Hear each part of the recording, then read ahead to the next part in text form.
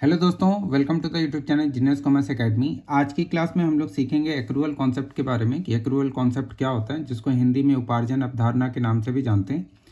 तो आइए चलिए जानते हैं कि ये होता क्या है। जैसे कि जितने भी लेन देन होते हैं, ट्रांजेक्शन्स जो होते हैं, ट्रांजेक्शन्स दो तरह के हो सकते हैं। एक तो कैश में होता है और एक क्रेडिट में होता है। तो आप सब जानते हैं कि दोनों ट्रांजैक्शंस को रिकॉर्ड किया जाता है कि both transactions are recorded, both transactions are recorded. ठीक है ना,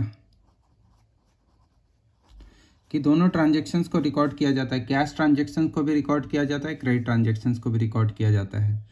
लेकिन कभी कभी तो बहुत समय ऐसा कहा जाता है कि यही एक्रूअल मेथड है, कि जब हम दोनों ट्रांजैक्शंस को रिकॉर्ड करते हैं तो उसी को एक्रूअल मेथड बोलते हैं। लेकिन एक्रूअल मेथड थोड़ा इससे आगे भी है, इसको आप समझेंगे। जैसे जो भी हमारा अकाउंटिंग ईयर है, ठीक है, ये ध्यान रखिएगा कि बहुत बार ऐसा बोलते हैं कि जहाँ हम कैश ट्रांजेक्शन और क्रेडिट ट्रांजेक्शन दोनों को रिकॉर्ड करते हैं तो that is a accrual concept. लेकिन इससे थोड़ा सा और आगे है एक्रूअल कॉन्सेप्ट। जैसे कि अकाउंटिंग ईयर लेते हैं हम लोग सबसे पहले। तो अकाउंटिंग ईयर है, अगर अकाउंटिंग ईयर जैसे 1/4/2024 है तो ये एंड कब होगा? तो एंड होगा 31/3/2025 को एंड होगा। ठीक है, ये अकाउंटिंग ईयर है। अब अगर इस अकाउंटिंग ईयर से रिलेटेड जो भी हमारे एक्सपेंसेस हैं या जो भी हमारे इनकम है, ठीक है, वो अगर हमने क्या किया है, हमें अगर नहीं मिला है तो भी हम रिकॉर्ड करेंगे। मान लीजिए कोई एक्सपेंसेस है, वो अगर आउटस्टैंडिंग है, आउटस्टैंडिंग का मतलब बाकी रह गया है, अभी हमने 31 मार्च तक उसको नहीं पे किया, या फिर पिछले ही साल हमें मिल गया था जो कि प्रीपेड था, तो उसको भी, इन दोनों को ही हम रिकॉर्ड करेंगे।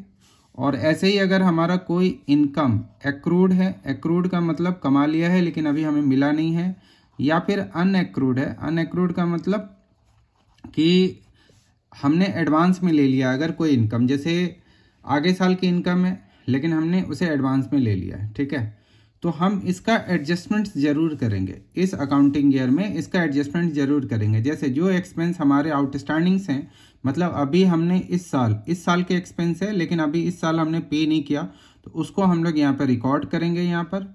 और जो भी एक्सपेंसेस हैं जो अगले साल का है लेकिन इस साल हमने उसे क्या किया है, पे किया है एडवांस में, तो उसको हम लोग यहाँ पे माइनस करेंगे।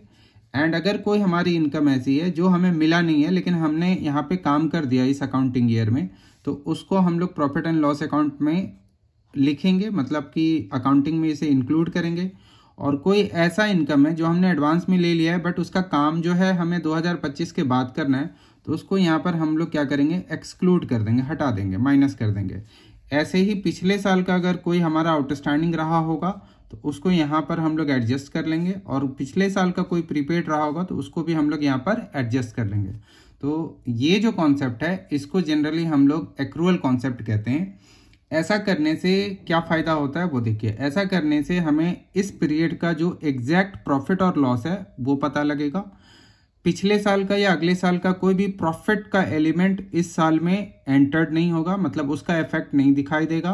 प्योर प्रॉफिट एंड लॉस हमें पता चलेगा, 2024-25 का क्या प्रॉफिट है यह हमें पता चलेगा। अगर तो आप ऐसा भी कह सकते हैं कि आउटस्टैंडिंग, प्रीपेड, एक्रूड, अनएक्रूड, इनकी जो अकाउंटिंग एंट्रीज होती है वो ड्यू टू एक्रूअल कॉन्सेप्ट होती है।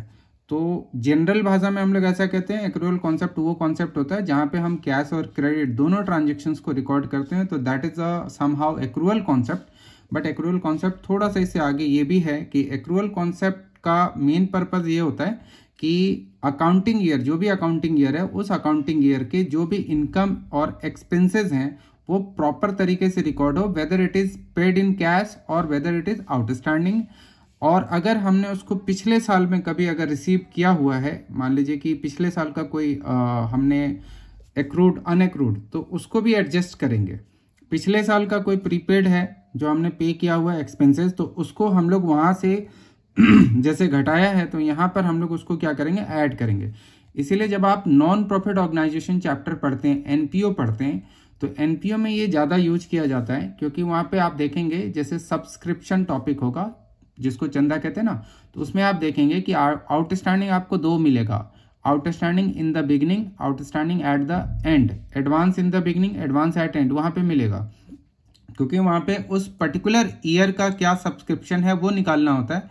तो वहाँ पर भी हम लोग एक्रूअल कॉन्सेप्ट यूज करते हैं। तो वहाँ पर आप देखोगे क्या कि आउटस्टैंडिंग आपको ओपनिंग का भी मिलेगा, क्लोजिंग का भी मिलेगा, प्रीपेड आपको ओपनिंग का भी मिलेगा, क्लोजिंग का भी मिलेगा। तो this is the main purpose of मतलब using accrual concept. Accrual concept बनाने का मेन पर्पज यही होता है कि एग्जैक्ट प्रॉफिट और लॉस क्या है एक पर्टिकुलर ईयर का, तो इसलिए हम लोग एक्रूअल कॉन्सेप्ट यूज करते हैं। If accrual concept is not used in any business, तो ऐसे केस में हम बोलेंगे क्या कि वो जो बिजनेस है वो कैश बेसिस ट्रांजेक्शन्स को केवल रिकॉर्ड कर रहा है, क्रेडिट बेसिस ट्रांजेक्शन्स को रिकॉर्ड नहीं कर रहा है, या फिर आउटस्टैंडिंग, प्रीपेड, एक्रूड और अनएक्रूड ट्रांजेक्शन्स को वो रिकॉर्ड नहीं कर रहा है। तो ये था एक्रूअल कॉन्सेप्ट। तो आज की क्लास में हम लोग इतना ही करते हैं। आई होप आपको थोड़ा बहुत तो समझ में आया होगा, और आप बुक्स में थोड़ा सा और पढ़ेंगे तो और भी ज़्यादा समझ में आ जाएगा। ये जो टॉपिक है ये सीए फाउंडेशन में बहुत ज़्यादा इंपॉर्टेंट है, रहता है। बहुत बार इस पे क्वेश्चंस पूछते हैं, ट्रू फॉल्स भी पूछते हैं, और क्लास 11th में थ्योरेटिकली क्वेश्चन तो आता ही रहता है। तो आज की इस क्लास में हम लोग इतना ही करते हैं। Thanks for watching this video. Good bye.